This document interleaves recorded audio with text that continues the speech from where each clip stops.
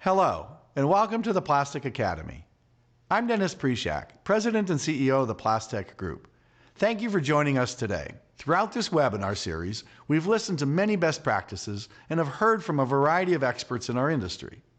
Thus far, though, much of the focus has emphasized early choices of resin, master batch, molds, molding machines, and processes.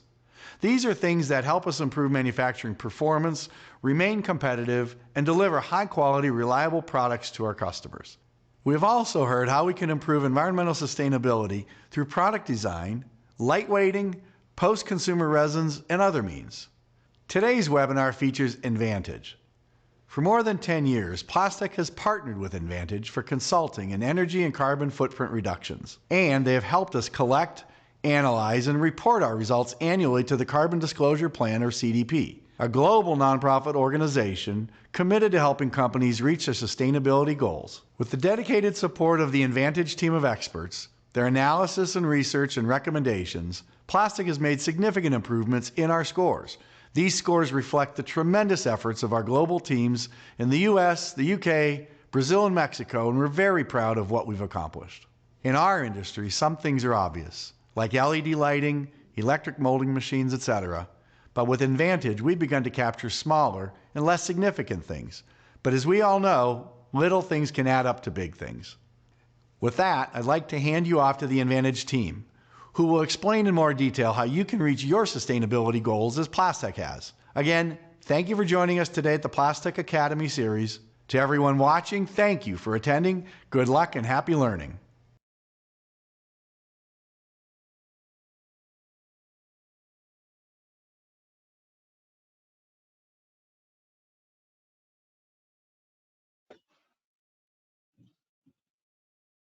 Hi, good afternoon, good morning, depending where you are. I'd like to welcome you all on behalf of Envantage to this webinar. Many thanks from us to Plastek for the opportunity, by the way, to share some of what we know with you. We've been working with Plastek for many years now, helping them with the analysis and reduction of carbon. And I'm absolutely delighted that we can be present today just to share some of that knowledge with you.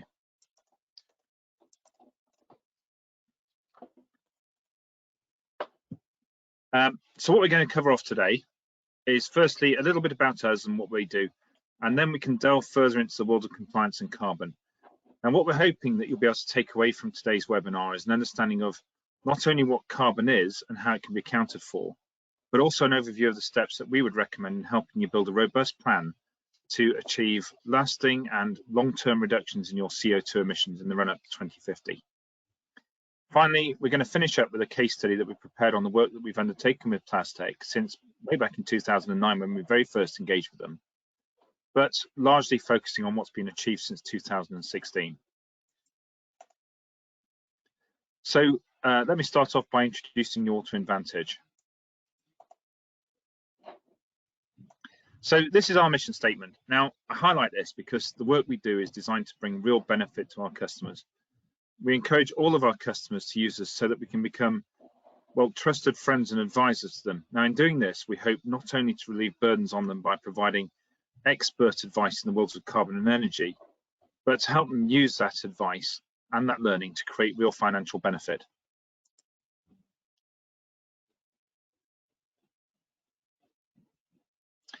The company itself was formed back in 2004. Colin and Phil, who you see here, are the company's owners. Now, both came together when they were working for Norweb, which was the Northwest Electricity Board, back in the days before deregulation, when we still had nationalised power industries in the UK. Now, literally, a lot of the work they did was on behalf of an organisation called the Carbon Trust, which is a business-led, publicly funded organisation which sits at arm's length from the government. Now, their goal was to help recycle climate change levy revenues back into the businesses by helping businesses reduce energy costs through energy efficiency. Now, since then, we've grown to our current size, and whilst we offer many more services since those days, the core offering is still bound around carbon and the cost savings for companies generated from managing it effectively. Today, we've got two presenters for you. My name is Matt Cooper. I've been in the industry for 27 years, working for both the consultancy side of our industry and the supply side of our world. So having been mid-market manager for Gazprom and channel development director for NG, which for those who don't know is the new name of the French company Gaz de France. Now, up until recently, I was also a sitting member of the Climate Change Committee for the City of Leeds, which was the first ever regional climate change committee in the UK outside of our national committee. I've also spent time advising not only local and regional governments on energy and carbon strategy, but also major industrial companies as well. Tom Crean is here today to give you an insight into his work with Plastek as our senior energy and carbon consultant within the business. Now, Tom's background is in carbon accounting and sustainability and assessing the environmental impacts of businesses. Now, Tom leads our work at Envantage on carbon compliance programs and is the key consultant in bringing the vision of net zero 2050 to many of our major industrial customers. So I'm just going to take a minute of your time just to quickly highlight some of the key services we offer to customers as it frames some of the other discussions that we're going to have later. In the world of carbon and energy management, we're able to offer key skills that allow customers to take part in a lot of programs, whether that's international standards such as ISO 50001 or carbon footprint works that are associated with ISO 14064. But our work also encompasses guidance and training and assisting companies to actively reduce the kilowatt hours that they consume, or also to provide advisory work to help companies achieve carbon goals. On the compliance side, we offer compliance services for a whole load of programs. That's whether they're government programs such as ESOS or SECR, to worldwide carbon programs such as the CDP, Carbon Disclosure Project, which is a program that we're going to discuss in more depth later on. And as you can see, we can offer our customers a huge amount of key skills in this world. And these are what we use to drive change and lower costs for our customers. Right, enough about us. Let's get on to the world of carbon. Now, as many of you are aware, the UK has bound itself to climate change targets. We were one of the first in the world to do so, and now many other countries are following suit. Now, net zero is where we're currently bound, and we're bound there by 2050. And for those of you that don't know, net zero means that the emissions from homes, transport, farming, and industry will have to be avoided completely, or in the most difficult examples, they can be offset by planting trees or by directly removing CO2 out of the atmosphere, all done by 2050. Now, these are big words, I know, and we'll come back to this a little later on, as there's often some confusion about what this actually means for companies. I'm going to take a bit of time now to talk about some of the key areas here. So one term that we've seen used increasingly over the last few years is the climate emergency. Now, climate change is arguably one of the greatest challenges that we currently face. The Governor of the Bank of England, Andrew Bailey, has suggested that climate change poses a greater risk to the world than the COVID-19 global pandemic or the 2008 global financial crisis, and that the challenges of climate change are far greater and more complex to deal with than these disruptive global issues. To avoid the worst impacts of climate change, we need to bring emissions to net zero by the middle of the century, and we need to act now to give ourselves the best opportunity of doing so. Climate change poses a significant challenge to businesses and can be a significant risk in one form or another. Climate-related risks are split into two categories. We have physical risks arising from the climatic impact of higher average temperatures, such as the increased frequency and severity of extreme weather events. And we have risks arising from the transition towards a low-carbon economy, whether it be market risks, policy, regulation, or consumer sentiment. On the flip side of the risks, there are significant opportunities for certain organisations as we transition towards a low-carbon future, as new markets and opportunities develop, and significant investment will be required to support this transition. To address the global climate emergency, the United Nations Framework Convention on Climate Change has set out the Paris Agreement in 2016. This global framework works to avoid the most dangerous impacts of climate change by limiting global temperature increases to 2 degrees and pursuing efforts to limiting it to 1.5 degrees. At the moment, the global average temperature has increased around 1.1 degrees compared to pre-industrial levels, and the 4 hottest years on record have fallen within the last 5 years. The Paris Agreement aims to get all signatories to put forward their best effort to reduce emissions and report regularly on progress, and strengthen countries' abilities to deal with the impacts of climate change and support their adaptation efforts. Achieving these goals will substantially reduce the risks and impacts of climate change, And in recent developments, the United States have rejoined the Paris Agreement and pledged to cut their emissions in half by the end of this decade, which is fantastic news. Slightly before the Paris Agreement in 2015, the Financial Stability Board established the Task Force on Climate-Related Financial Disclosures, or the TCFD, with the aim of developing a set of climate-related disclosures that could be adopted by any company to improve transparency on this important issue. The FSB has identified that there was a lack of information from companies on how they were affected by climate change and also what actions they were taking to mitigate risks and capitalise on opportunities. The TCFD recommendations work to improve the quality and availability of information to overcome this gap for all stakeholders. By increasing the amount of reliable information available, the aim is to help build a greater understanding of the various climate risks we face, strengthen the stability of the global financial system, and help facilitate the financing required to transition towards a more stable and sustainable economy. Within the TCFD, there are 4 key categories. The governance structures around the management and identification of climate-related risks and opportunities, the actual and potential impacts of climate-related risks and opportunities and how they integrate into the business's strategy and financial planning systems, the processes by which an organisation identifies, assesses and manages risks, and finally, the metrics and targets that underpin the management of climate-related risks and opportunities. Now, since the inception of the UK Climate Change Act in 2008, the whole world of carbon has been increasing slowly, and its momentum has actually been growing quite dramatically globally. Now, whatever country you're based in, the expectations around sort of climate change, the circular economy, the depletion of your national resources, loss of biodiversity and increasing deforestation, water scarcity, effects of waste and water pollution. Now, all of these are now sitting on national agendas in countries right the way around the world. But as a company, you're now facing pressures from within your own supply chain.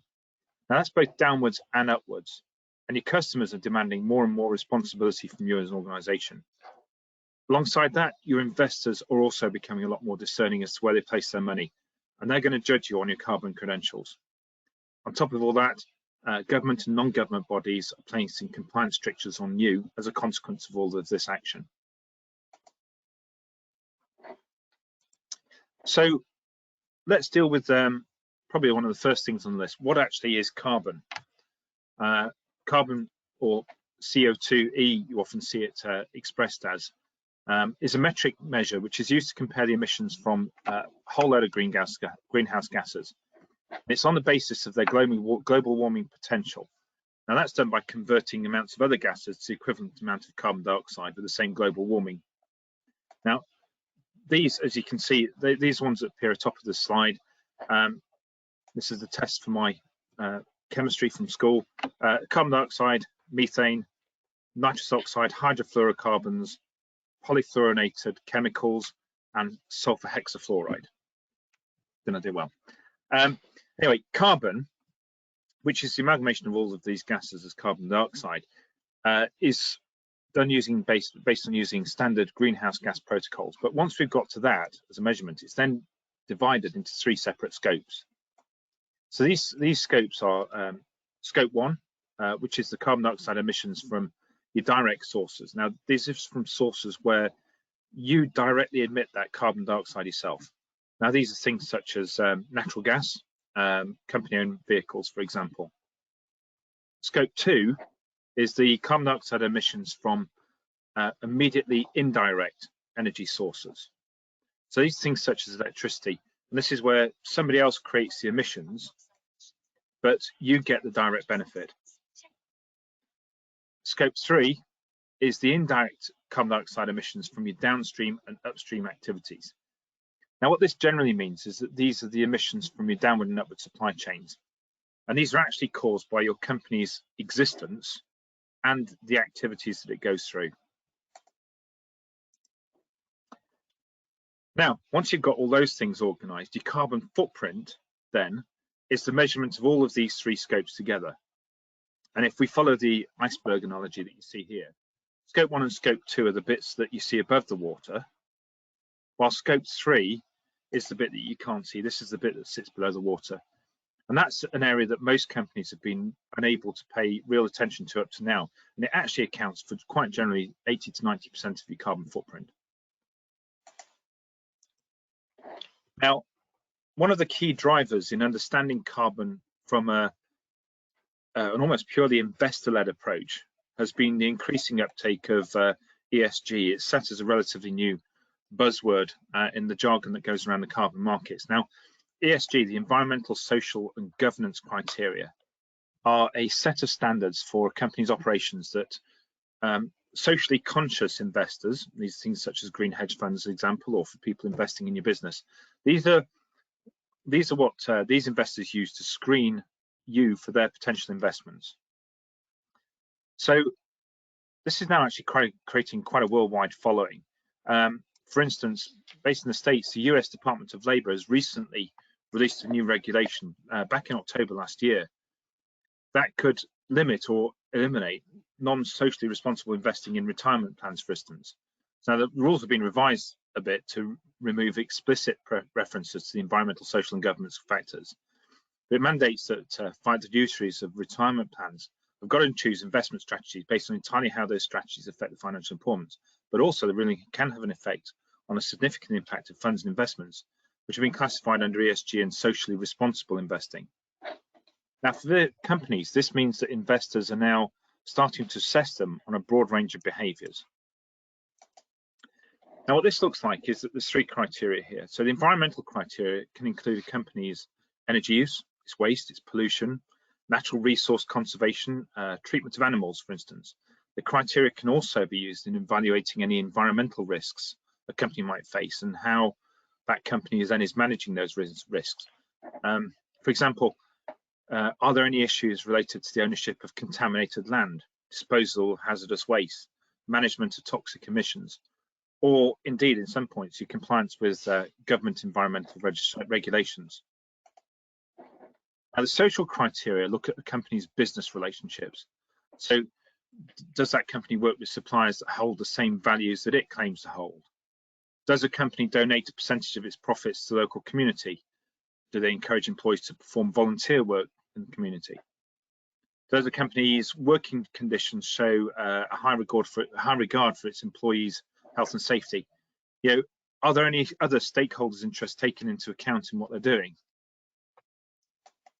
Now, with regard to governance, this is an area where investors might want to know that if companies using accurate and transparent accounting methods, stockholders are given an opportunity to vote on important issues. Now, they may also want assurances that companies avoid conflicts of interest in their choice of board members. You don't use political contributions to obtain unduly favourable treatment. That's never happened, obviously. And of course, that you don't engage in illegal practices. Now, what you've got to understand is that these aren't the only factors that companies are now taking into consideration, but they're high on the list for a lot of investors at the moment. One sort of key area, I think, with the plastics industry is around the circular economy. Now, this is an issue that sits across all three pillars of ESG, and it's a really important part of the transition towards a low carbon and sustainable economy of the future. So a circular economy is a systemic approach to economic development where we're trying to benefit businesses, society and the environment in equal measure. A lot of work has been done by the Ellen MacArthur Foundation on this, and they've been engaging with policymakers, academia, businesses and other stakeholders to develop workable definitions and frameworks on a circular economy. What we're ultimately trying to do is decouple growth from the use of finite resources and move away from this take, make, waste model to a system where we are designing out waste and pollution, we're keeping materials and products in use, and we're regenerating and restoring natural systems. The plastic sector, along with other sectors such as fashion, apparel, food industry, they've all been sort of given specific focus by the Ellen MacArthur Foundation. One of the pillars of the created there is the new plastics economy, and this is the circular economy vision applied to the plastics packaging industry. And to achieve this, we need to rethink the use and the design and the reuse of plastics.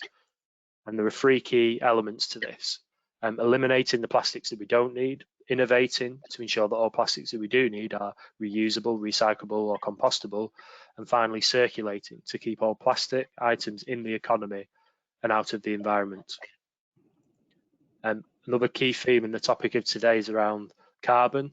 And so we're just going to spend a little bit of time now looking at some definitions that companies often use on carbon neutrality and net zero. They're often used interchangeably, but they can actually mean quite different things in practice. So the concept of carbon neutrality has been around for well over a decade. You may be aware of different companies that have made pledges or claims to be carbon neutral in the past. There is a publicly available standard, past 2060, that sets out how an organisation can become carbon neutral, but it is quite a broad definition. There's a minimum requirement for organisations to include their direct emission sources, so scope 1 and 2, with scope 3 being optional or encouraged. You don't have to specify any emissions reduction over time. You do have to reduce your emissions, but you don't have to specify a specific pathway or time frame, which doesn't link back to the ambition that was shown in the Paris Agreement. And finally, you offset any emissions that you haven't reduced, and there are various range of compensation methods that you can use, whether it results in reductions, efficiencies, or sinks of carbon. So it's quite a broad definition to work within. And the reality is that organisations don't really have to do a great deal to claim carbon neutrality. And it isn't probably enough to avoid the worst impacts of climate change. So out of this unclear and quite woolly definition for carbon neutrality, the Science Based Targets Initiative is establishing a net zero framework to aid the setting of corporate net zero goals. For a business to achieve net zero carbon, it needs to reduce its scope 1, 2 and 3 emissions, so all the way across the value chain, as quickly as possible, in line with the reductions required to limit global temperature increases to 1.5 degrees, and this should be achieved by 2050 or earlier. Companies should prioritise decarbonisation over and above offsetting. So you aggressively reduce your emissions, and then where you end up with some small amount of residual emissions that you can't reduce further, you then offset that with equivalent amount of carbon for a high quality offset, where it might be an afforestation project or direct air carbon capture and storage. So looking at net zero on the global scale, the current state of the world is that anthropogenic or man-made greenhouse gas emissions significantly outweigh the removal of greenhouse gases. And this is resulting in a net accumulation of greenhouse gases in the atmosphere, causing the temperature to increase. The desired state is where we bring man-made emissions into balance with removals by significantly reducing our emissions and increasing removals from the atmosphere. So when we look at the two standards side by side, we can see that there's a long-standing publicly available standard on carbon neutrality, and the net zero approach, the framework's currently been developed. So this is sort of very much at the cutting edge of corporate carbon reduction planning and strategies.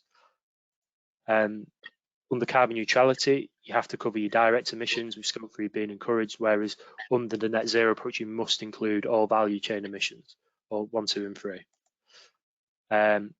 There is a requirement to reduce your emissions under carbon neutrality year on year, but there isn't a specified trajectory, whereas under net zero, it aligns to the science and what dictates the reductions that are required to avoid the worst impacts of climate change.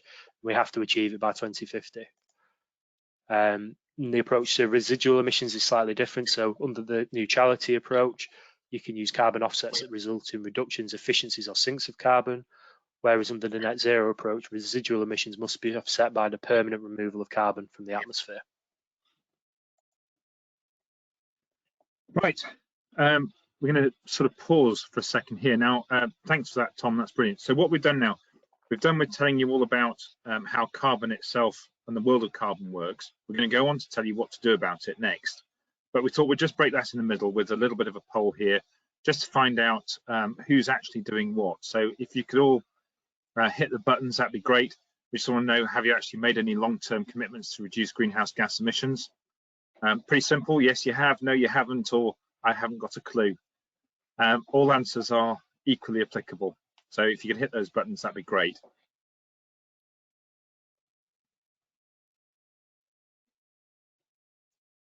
Just give you a few more seconds.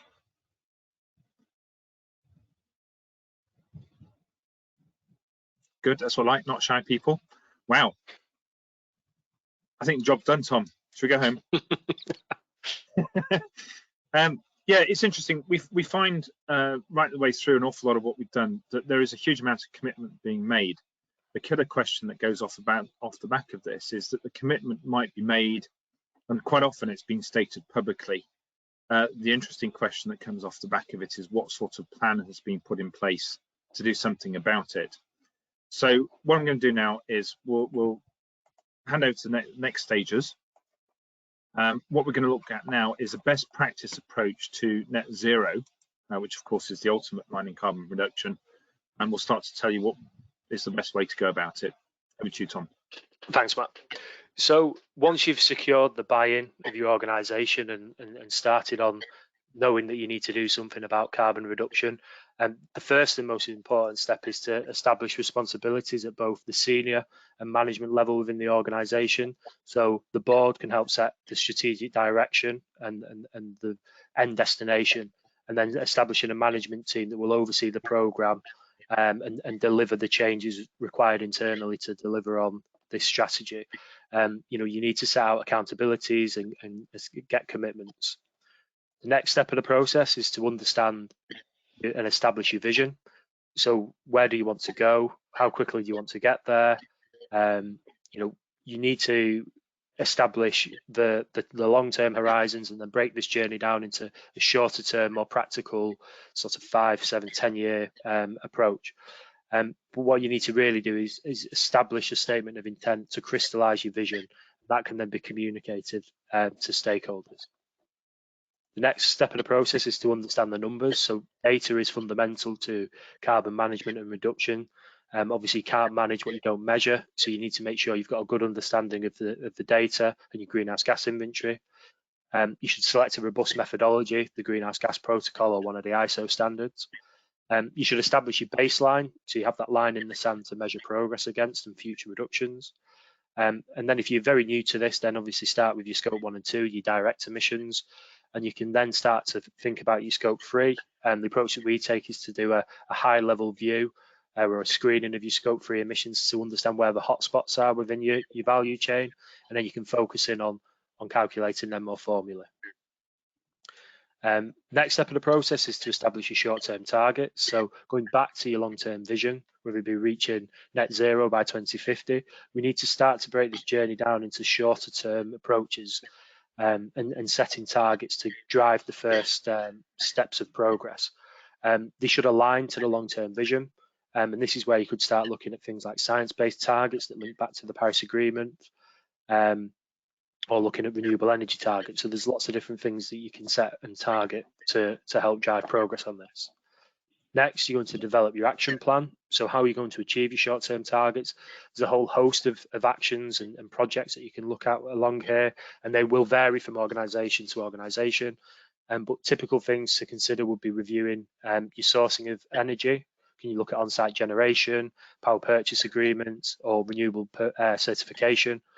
How are we going to decarbonise heat and fossil fuel use on site? Is there alternative technologies, heat pumps, far infrared? There's a whole host of other solutions out there that you could start looking at. A similar approach to transport assets. So can you roll out electric vehicles? Are there alternative fuels? The answers might not be there today, but it's about picking the areas that you can focus on now, because you'll be able to come back and revisit these in the next pass of this process. It's important to start thinking about engaging your suppliers, as Matt's showed earlier. 80 to 90% of your emissions can normally sit in the value chain, so you're going to have to work with your suppliers in collaboration to address these. And it's really important to not forget about efficiency along the way. It's important to manage costs, so focusing on energy efficiency and fuel efficiency is really important too. You should then communicate your vision, your targets and your action plans. You should inform your stakeholders of your carbon reduction strategy, whether it be your customers and suppliers. Colleagues are really useful part of this process because they'll help drive implementation. And then final step of the process is to get started. So you've got everything in place now. You should review progress regularly. So you may want to set up KPIs to track progress. And then each year you should review progress, calculate your greenhouse gas inventory, see how you're performing against your targets, and review and update your progress on the action plan. It's an iterative approach to achieving your long-term vision. So once you get to the end of that short-term cycle, you'll then step back through this process.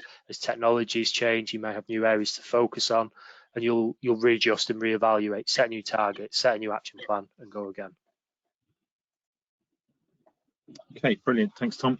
So what we're going to try and do is take that advice there from Tom and put that net zero approach into a more visual timeline. Now, what I want to stress before going any further, that one of the steps Tom pointed out here is getting board involvement right at the start of the process. We've done this a number of times with lots of companies, and until you get that board level buy-in, you're always looking upwards within your organization to try and get momentum and try and get it working. When your board is on board and when everybody's singing from the same hymn sheet, this process becomes a lot easier. Now, once we've taken this, what I've got here is just a simple axis where we've got carbon emitted over time. Okay, so the process here is pretty simple. You set out your baseline year, year one. Once your baseline year is in place, we can look at alongside a full scope greenhouse gas footprint. We can then set out our long-term goals out towards 2050. Now, once we set out our long-term vision and set out those commitments, we can then start to look at the shorter term planning. Now, when we get to a place where we can understand that horizon and then look out over a 5, 7, 10-year program, we can set out our targets to achieve that long-term vision in a short-term framework, and we can start to deliver those projects that actually then directly affect the footprint. So it's vital then that we track and report on this process year after year after year all the way through. And obviously then we can adjust course when necessary to meet those long-term goals and ensure we're going to hit that net zero pathway. So that's just given us now a basic approach to the laying out really of a best practice approach to long-term carbon reduction. So what I'm going to do now is hand over to Tom. Now, Tom's going to highlight some of the fantastic achievements that he and the team from Plastek have made in starting to take on board all of this information that we've just given you and actually turn it into practical reality. Back over to you again, Tom. Cheers, Matt. Thank you. So we began working with Plastek back in 2009 in the UK. We started off helping the UK team avoid some of the climate-related taxes and levies that we have in the UK. So there are various different charges and levies in your gas and electricity bills in the UK that are used to fund renewable energy generation. So it does mean that electricity and gas can be quite expensive in the UK comparative to other countries. Some energy intensive industries such as Plastek and plastic manufacturers can obtain relief from these charges to help them remain competitive on the global market. And we've been able to secure some significant financial savings for the UK site. We've also worked with the team to provide a range of other services. We've done some sustainability awareness training, and we've helped produce product carbon footprints and also carried out some site energy audits to help identify energy efficiency projects that could be implemented on site. In 2016, following the work we've done with the Plastek in the UK, we were asked to work with the group to respond to the Carbon Disclosure Project, or the CDP, and we'll come on to this in a little bit more detail in a moment. The work we did with the group has been facilitating and responding to the CDP on an annual basis, which has involved quantifying the greenhouse gas inventory for the group, establishing the internal structures to facilitate the process. We also carry out an annual climate and water related risk assessment and identifying carbon energy saving projects and quantifying reductions. We've provided strategic advice on the implementation of a carbon management strategy to the Plastek board, and our recommendations have helped them drive improvements in their CDP scores year on year. So Plastek have come under increasing pressure from their customer base to help them improve sustainability and drive emission reductions across their value chain.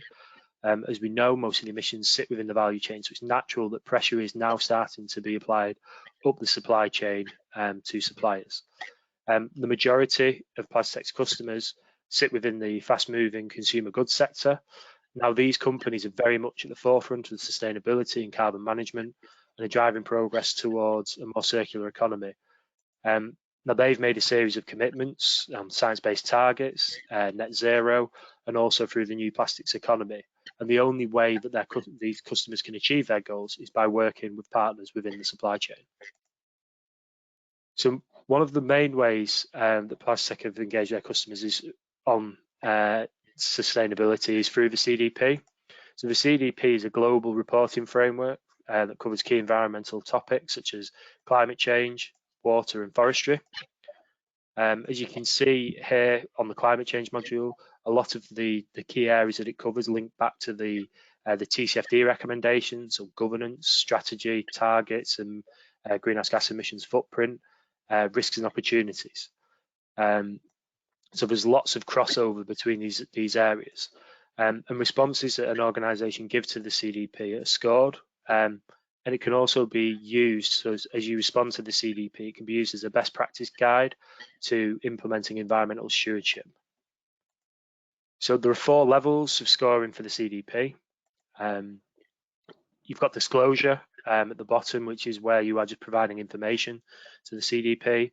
At the awareness level, a company will be starting to evaluate how environmental issues intersect with the business, both how the business impacts the environment, as well as how the business is affected by the environment. Management scoring is indicative of an organisation that is taking steps associated with good environmental management practices. So this could be efforts to mitigate risks, improving monitoring and targeting regimes, implementing environmental policies, or integrating environmental management into the wider business strategy.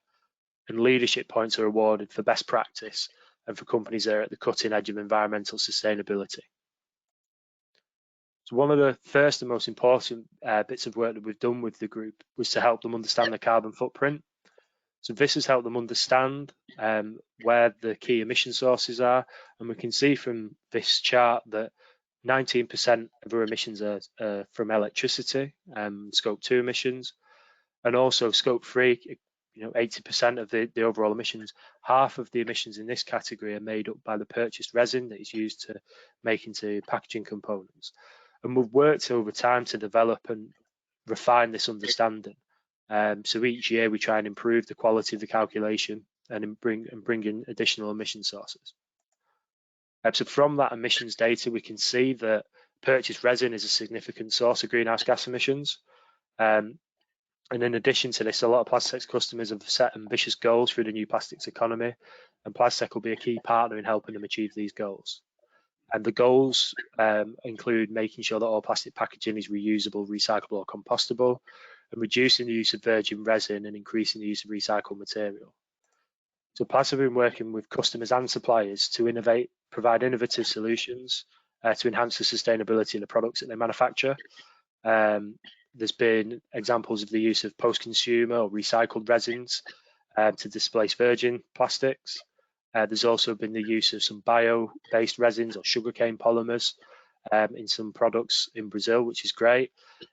There's lots of innovation in terms of the design of products where components are lightweighted or thin-walled, and these are really good sorts of projects because they offer a lot of greenhouse gas reductions in different areas. So you've got less material being used to make a product, which reduces the amount of energy used to process it, and then finally there's a lot less material to transport to a customer. There's also been some work around innovation to improve recycling, so simplifying the different types of plastics used to make products easier to recycle. The group continues to invest in energy efficiency and process efficiency projects. There's been significant investment made into new moulding machines, so replacing hydraulic presses with electric and hybrid machines, which are more efficient.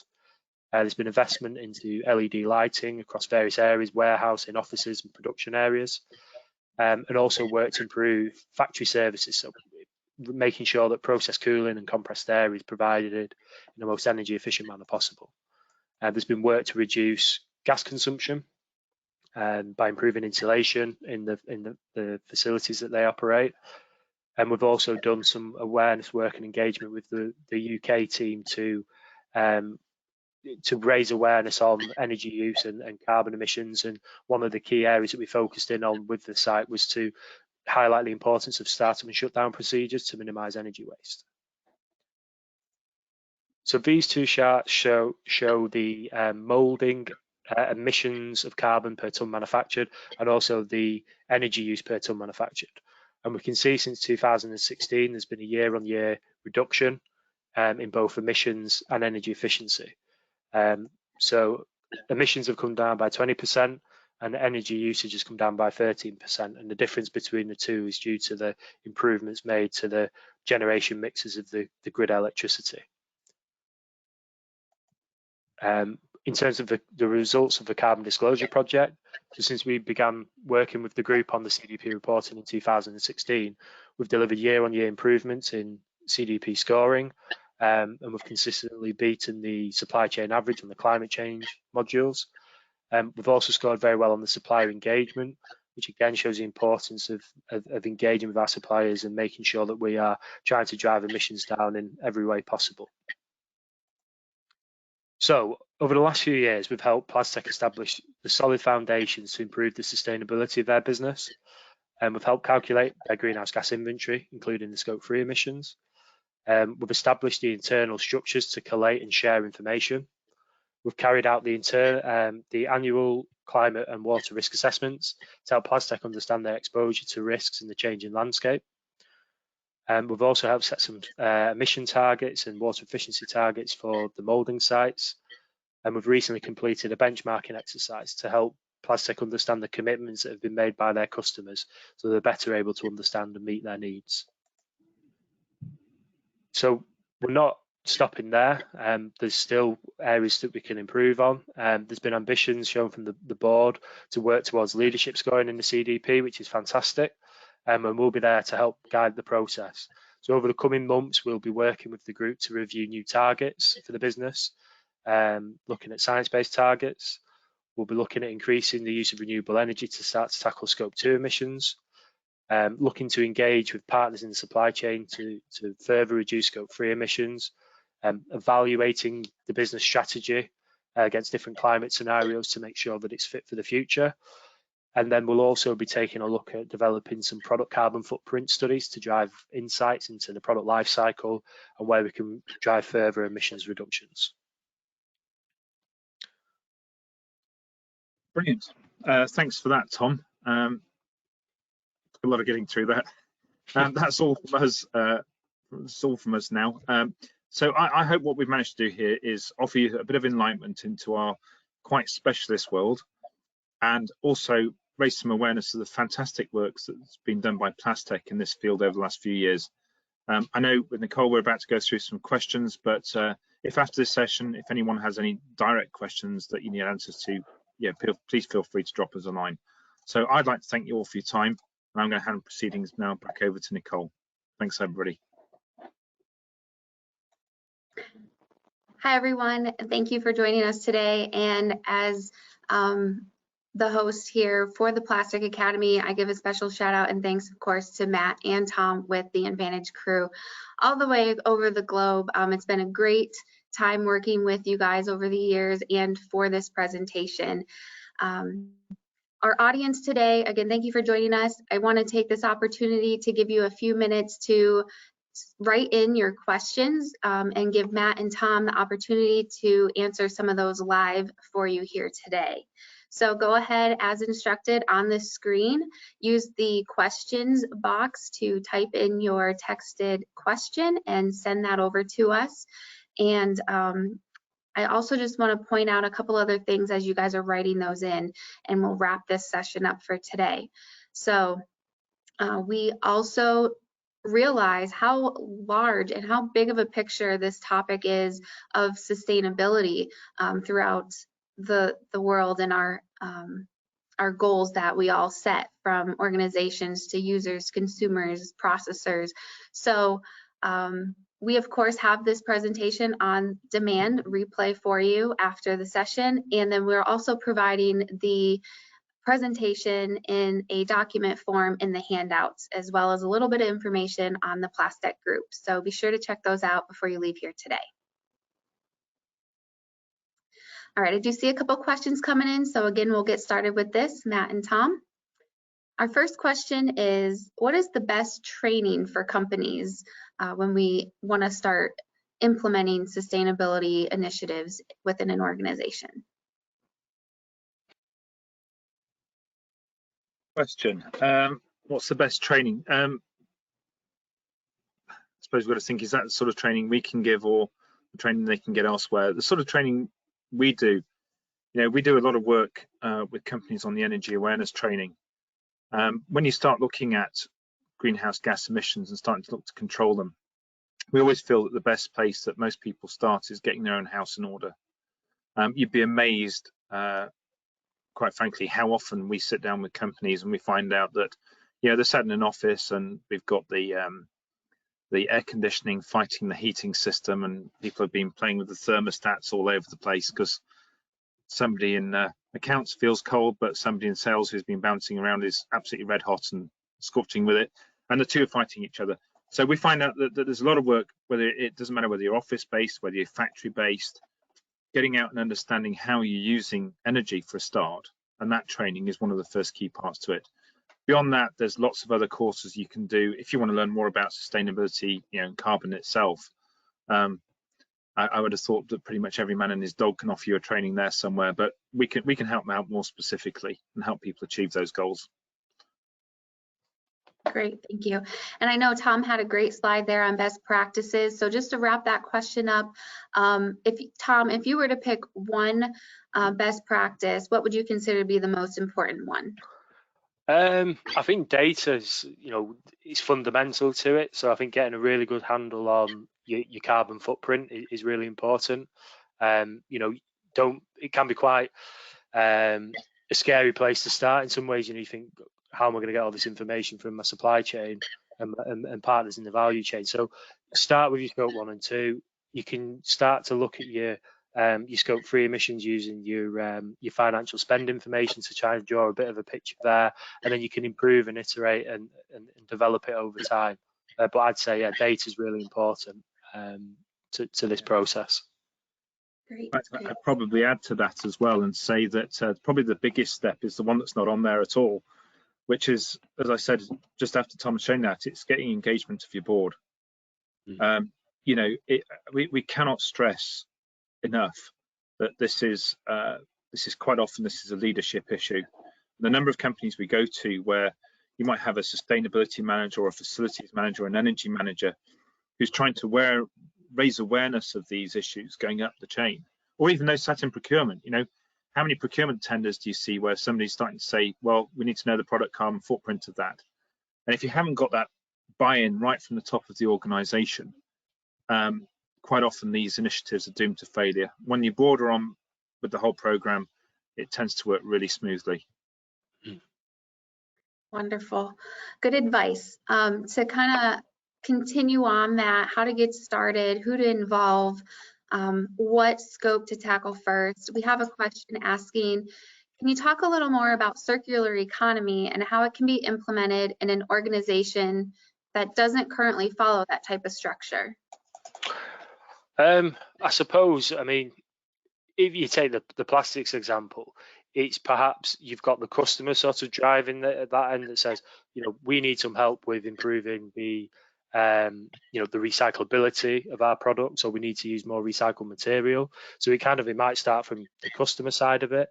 And then you've got the market pressures of, this is what the market is demanding. We need to be moving towards this to start to try and implement that. And then it goes back through to the other end of the value chain where you then need to speak to the suppliers, because where are you going to get the materials perhaps that help you achieve them goals? So it's about engagement right across the piece. Hopefully, if you're struggling to engage with your organization, you can perhaps sort of pull examples and look at what competitors and other people in your marketplace are doing to try and really illustrate the point of the importance of this, because I think some industries are further ahead than others. I think there's a lot of, there's been a lot of focus on plastics recently over the last few years, and it's really come on, and that will come to all industries. We've seen it we work with some fashion and retail companies, and they're starting to see that pressure now with fast fashion. So this will come eventually for all organizations. And I think it's sort of perhaps trying to identify the early adopters and movers within your industry and trying to bring examples and demonstrate that to your board or your business to sort of try and sell the virtues and values of doing this sort of thing. Absolutely, and if I can add to that as well, you know, the circular economy is it's a really interesting place to be, and I've worked with a lot of people in the waste management sector, and there's quite a lot of businesses don't realise the value in their own waste. Yeah, I work with some chemical companies where some guys were producing a product, their waste product was then taken off, for the best word I can describe, distilled back into its component parts. And those component parts were then resold back to the companies that produced it in the first place. But it was a terrific example of understanding that you might think it's waste, other people actually might think it's a really useful base product for something else. That's one place to start. The other thing then is sometimes looking within your own industry. So even in our own client base, we have a huge number of plastics companies. For some strange reason, we seem to like plastic companies. There must be something about them. But I've actually recently connected two of our customers together because we suddenly realized that the waste from one company was the source material for another plastics company, and they were producing semi-permeable membranes, whereas the other guys were producing hard plastic. But they could take one product and spin it into somebody else. So what they thought was actually waste, they turned out to be able to sell for quite a lot of money to another one of our customers, and everybody was happy. So sometimes these things are there that you don't even see it. Sometimes it's just looking within what you know in your industry. So we're a great believer in building those industry connections up, because you never know where what you're doing might be useful somewhere else. Yeah, that's a great point. And, you know, just to support the fact again about how big of a picture the change that we are all working towards to make is, and all the different types of initiatives and examples that you can pick and choose from that best fit your industry and your organization. They're going to have a wide variety. So you definitely can't do it on your own. It's not going to make a change with one person. And that's a great point too. The more people involved, you find new initiatives even at that with what you learn from each other. So I think it can sometimes be just trying to take a fresh perspective and look at things again. I think you can sometimes get a little bit tunnel vision, and it's always, you know, this. Why do we do it that way? Well, we've always done it that way. And sometimes you just need to challenge conventional thinking and things to try and come up with new ways and new solutions. Yeah, and I think sometimes, sorry, I'm going to say sometimes, Nicole, some of this has been about, if I could call it, the de-regionalisation of businesses. So, you know, here we are sat in the middle of England talking to you guys, quite a lot of you in the States. A world view is a very typical view that a lot of us take of it. So we've developed very narrow perspectives on what we look at. If you go back 100 years, then all of your industry that was based in a town or a city or an area was largely focused in it, and you all supported each other. And what we're finding now is, because business has become more global, you sit there with the blinkers on and you think, everybody I talk to does the same stuff as me, but they're all my competitors. And we're forgetting to look a bit more at the regionalisation of some of this stuff, and the fact that what you're doing in a local area can be really useful. Mm-hmm. Yeah, absolutely. Well, that was very profound, wasn't it? This is all a continued outside of the presentation, great information and a roundtable conversation here with the questions coming in. And I have one more and we'll wrap things up, and I'll let you guys have your final comments before we go to the last slide. But again, with the variety, with all the different options and different parts that come together to play, Tom, you mentioned checking out examples of what some other organizations have done and the initiatives that they've put into place and the progress that they've made, the timeline that it takes to happen.